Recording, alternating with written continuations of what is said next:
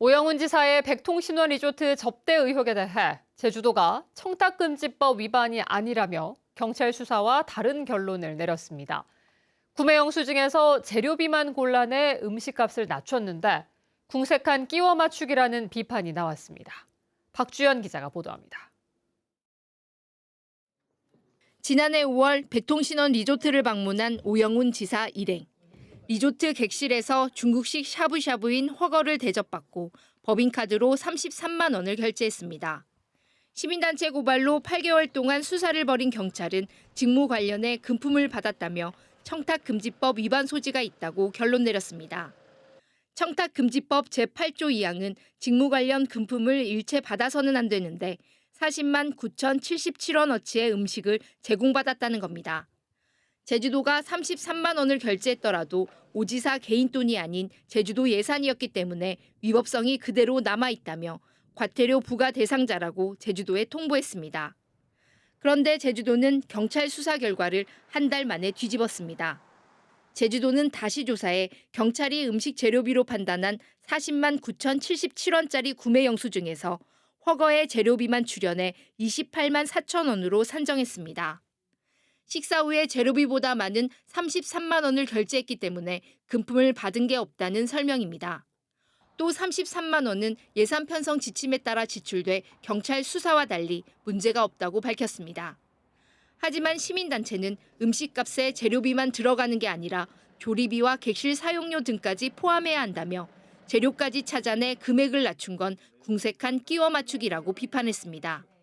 정해놓고 과태료 처분이 안 되도록 그렇게 만든 거라고 생각하고요.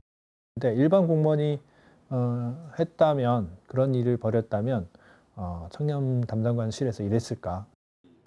개인적 궁금증 해소를 위해 백통신원을 방문했다는 오영훈 도지사. 출장 신청을 하고 식사 비용까지 도 예산을 쓰면서 직무 관련성은 부인할 수 없게 된 가운데 경찰 조사 결과와 달리 법원 판단 없이 자체 종결 처리하면서 논란은 계속될 것으로 보입니다. MBC 뉴스 박주연입니다. 시민단체에 이어 민주당 도의원들도 대통령 탄핵 결정을 촉구하며 철야 농성에 들어갔습니다. 민주당 도의원들은 제주도의회 의사당 앞에서 기자회견을 열고 헌법재판소의 탄핵 심판 선고일까지 24시간 철야 농성과 피켓 시위를 하겠다고 밝혔습니다. 철야 농성은 민주당 도의원 27명과 진보당 양영수 의원 등 28명이 4명씩 번갈아 가며 맡고 피켓 시위는 출근 시간대 신제주 로터리 일대에서 하기로 했습니다. 제주 MBC가 보도한 장애인 체육단체의 보조금 횡령 의혹 사건에 대해 제주도가 추가 특별감사를 지시했습니다. 제주도 장애인 체육회는 최근 제주도에 특별감사 지시가 내려와 회계 전문가와 함께 해당 종목 단체의 3년치 회계 자료 등을 조사할 계획이라고 밝혔습니다. 해당 종목 단체는 은퇴한 선수를 현역 선수로 속여 보조금을 빼돌리는 의혹을 받고 있는데 1차 특별감사에서는 1년치 내용만 확인해 부실감사 의혹이 일었습니다. 제주 지역 중증 응급 환자를 다른 지역 병원으로 옮기려면 소방 헬기를 이용해야 하는데요. 2000시간 동안 300명에 가까운 응급 환자를 실어 날랐던 소방 헬기 한라메가 정비를 마치고 다시 임무에 투입됩니다. 이따금 기자가 보도합니다.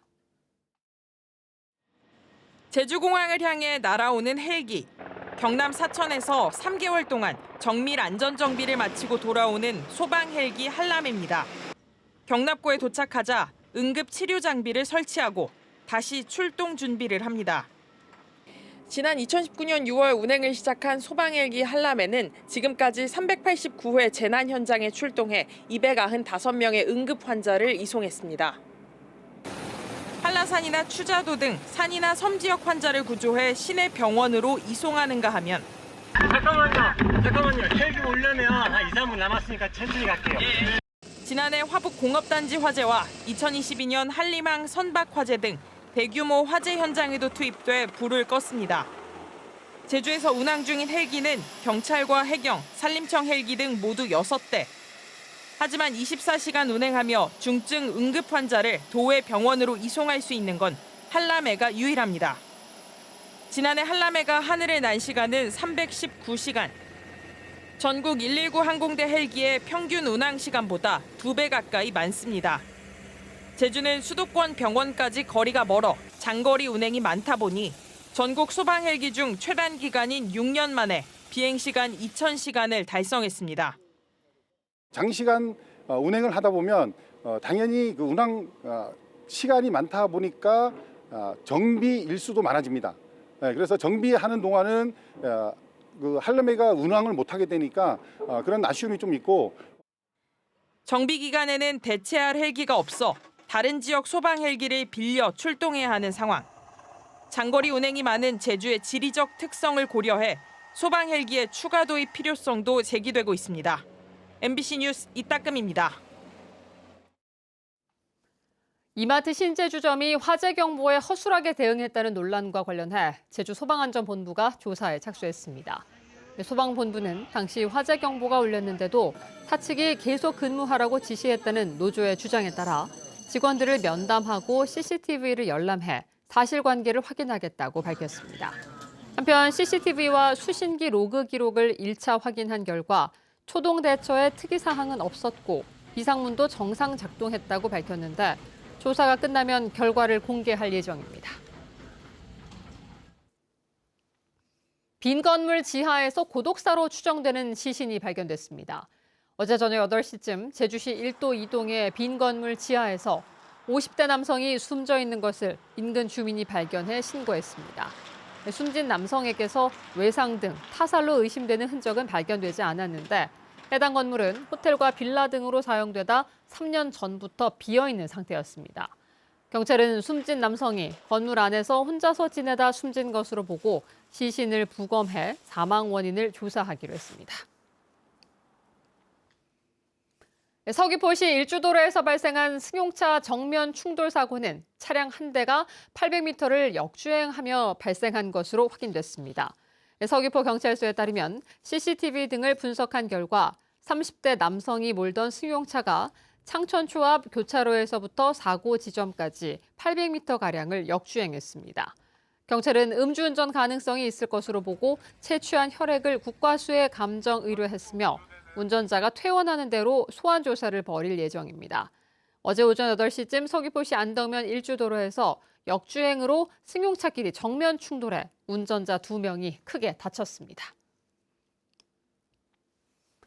해양보호 생물인 큰 돌고래를 허가 없이 다른 수족관으로 보낸 것은 위법이라는 대법원의 확정 판결이 나왔습니다. 대법원 제3부는 해양생태계보전법 위반 혐의로 벌금 200만 원형을 선고 유예 판결을 받은 퍼시픽 리솜과 거제 시월드의 상고를 모두 기각했습니다. 서귀포시 중문관광단지의 퍼시픽 리솜은 2022년 돌고래쇼를 중단하자 큰 돌고래 태지와 아랑이를 해양수산부의 허가를 받지 않고 경남 거제 시월드로 보냈다 기소됐습니다. 제주지방검찰청은 필로폰을 제주로 몰래 들어오려 한 혐의로 재판에 넘겨진 30대 인도네시아인 남성에게 징역 14년을 구형했습니다. 이 남성은 지난해 11월 말레이시아에서 상하이를 거쳐 제주공항으로 입국하면서 필로폰 2.7kg, 2억 원어치를 여행용 가방에 숨겨 들여오다 세관 검사에서 적발됐습니다. 인도네시아인은 마약 운반 조직이 가족의 주거지를 알고 있다며 협박해 어쩔 수 없이 범행에 가담했다고 주장했습니다. 나뭇잎 한 장을 몇 시간 넘게 살펴본 적이 있으신가요? 식물을 자세히 관찰하고 이해한 뒤 그림으로 묘사하는 것을 식물 세밀화라고 하는데요. 제주에서 자생하는 식물들을 그림으로 그려 기록하고 제주를 알리는 사람들이 있어 눈길을 끌고 있습니다. 이소현 기자가 만나봤습니다. 녹색 연필을 든 사람들. 휴대전화와 푸른 잎사귀를 틀 위에 올려놓고 섬세하게 그림을 그립니다. 그물 모양의 미세한 잎맥과 톱니까지 마치 살아있는 잎처럼 보입니다. 이 팔손이는 이제 거치가 이렇게 좀 끝이 뾰족하게 있는데 이거를 잘 관찰해서 이렇게 조금 안으로 들어가면서 조금 끝이 뾰족해서 이렇게 딱 들어오죠. 식물을 관찰하고 자세히 묘사하는 식물 세밀화입니다. 제주에서 자생하는 식물을 그림으로 기록해 남기는 모임입니다. 단순히 보이는 대로 그리는 것이 아니라 식물의 특성과 일대기를 이해하는 것이 기본.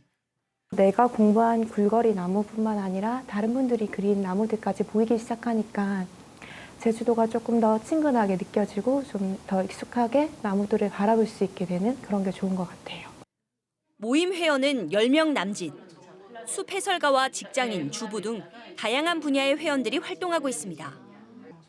나뭇잎 한 장을 표현하기까지 수개월이 걸리지만 식물이 태어나서 시들 때까지 한 사리를 관찰하는 과정이 인생과 같고 치유의 시간이라고 말합니다. 씨앗도 고개를 숙여요. 그리고 잎들도 마찬가지로. 그리고 겨울이 되면 이제 말라서 그리고 자연으로 돌아가잖아요. 이게 어찌 보면 사람 사는 거하고 별반 차이 없다는 생각이 들거든요. 지난달 비영리 단체인 제주 보테니컬 아뜰리에로 창단해 제주 알리기에 나섰습니다. 제주에 사라져가는 희귀식물, 특산식물, 우리 소중한 보물들 있잖아요. 그것을 기록하고 그림으로 남겨서 좀 대중들에게 전달하고 싶은 그런 마음이 있습니다. 창단을 맞아 첫 전시를 개최하는 이들. 제주에 자생하는 친근한 상록수를 담아낸 나뭇잎전 제주 자생 상록수 전시는 오는 17일부터 이달 말까지 제주 한라도서관 갤러리에서 이어집니다. MBC 뉴스 이소연입니다. 국가무형문화재이자 유네스코 인류무형문화유산인 영등송별제가 오늘 칠머리당 실내 공연장에서 공연됐습니다. 칠머리당 영등굿은 제주에 들어와 어업에 풍요를 주고 본국으로 돌아가는 영등신을 맞이하고 떠나보내는 전통 무속 재래 의식으로 매년 음력 2월 1일은 영등환영제, 14일은 영등송별제를 지냅니다.